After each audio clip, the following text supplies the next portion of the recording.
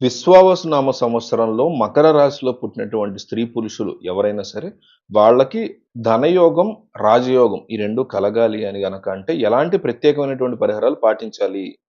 వాళ్ళ యొక్క భవిష్యత్తు ఈ విశ్వావసునామ సంవత్సరంలో ఎలా ఉండబోతుంది మకర రాశి వారిది? ఈ వీడియోలో చూద్దాం.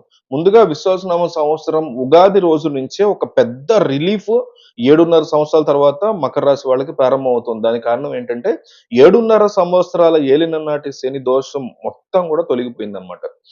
కొంత సమయం శని వక్రీచ ఇవన్నీ పెట్టుకుంటే అంటే శని భగవానుడు గత 8 సంవత్సరాలుగా మకర రాశి వాళ్ళని పీల్చి పిప్పి చేశాడని చెప్పుకోవచ్చు. 8 సంవత్సరాల పాటు శనేశ్వరుడు వల్ల అన్ని కష్టాలు ఎదుర్కొన్నటువంటి మకర రాశి వాళ్ళకి విశ్వావసునామ సంవత్సరంలో ఒక పండగ వాతావరణం ఏర్పడుతోంది అని చెప్పడంలో ఏమాత్రం సందేహం లేదు. ఎందుకంటే శనీశ్వరుడు ఏలినాటి శని నుంచి బయటకొచ్చేసాడు కంప్లీట్‌గా. సో, విశేషమైన రాజయోగాన్ని కలిగింప చేయడానికి 3వ స్థానంలోకి వచ్చాడనమాట.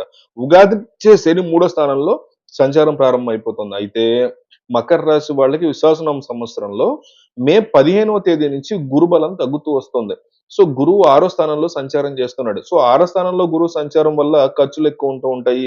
అనారోగ్యాలు అప్పుడప్పుడు వస్తూ ఉంటాయి. శత్రు బాధలుంటాయి. ఆఫీసుల్లో టెన్షన్స్ ఉంటాయి. అయినా కూడా మకర రాశి వాళ్ళకి రాజయోగమే. ఎందుకంటే 6వ స్థానంలో గురువు వ్యతిరేకంగా ఉన్న 3వ స్థానంలో శని విపరీతంగా బలంగా ఉంటాడని జ్యోతిష శాస్త్రం చెప్తోంది.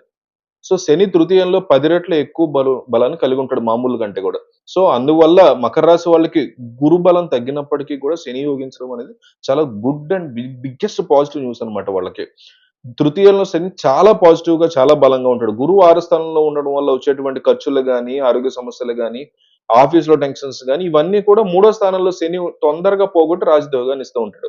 సో, కంగారు పడక్కర్లేదు. శనీశ్వరుడు బ్రహ్మాండమైనటువంటి జాక్‌పాట్ ఇవ్వడానికి మకర రాశి వాళ్ళకి ఈ విశ్వావసునామ సంవత్సరంలో వస్తున్నాడు. దాన్ని అడ్డుకోవడానికి మీరు సిద్ధంగా ఉంటే సరిపోతుంది. అయితే గురుబలం తక్కువగా ఉన్న సమయం ఈ సంవత్సరంలో మేజర్‌గా ఉంది. మే 15 నుంచి అక్టోబర్ 17 వరకు గురుబలం అనేది లేదు.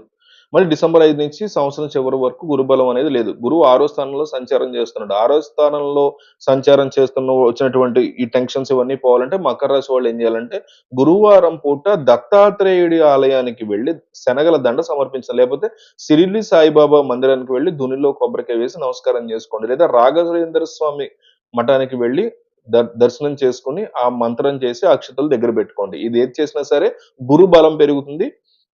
గురువారం పూట కంపల్సరీ చేసేటువంటివన్నమాట ఇవి. సో, అలాగే ప్రత్యేకంగా అక్టోబర్ 18 నుంచి డిసెంబర్ 5 మధ్యలో గురువు 6వ స్థానంలో ఈ టైంలో సంచారం చేస్తున్న ఈ రోజుల్లో గురువారాలు నానబెట్టినటువంటి శనగల్లో పసుపు కాస్తంత కలిపి మీకు దగ్గరలో ఉండేటువంటి ఆవులు అంటే గోమాతను వెతికి ఆ గోమాతకి ఆహారంగా తినిపించండి. ఇవి గనక చేసుకుంటే మీకు 6వ స్థానంలో గురువు ఇచ్చేటువంటి వ్యతిరేక ఫలితాలు ఆల్రెడీ తొలగిపోతాయి చక్కగా.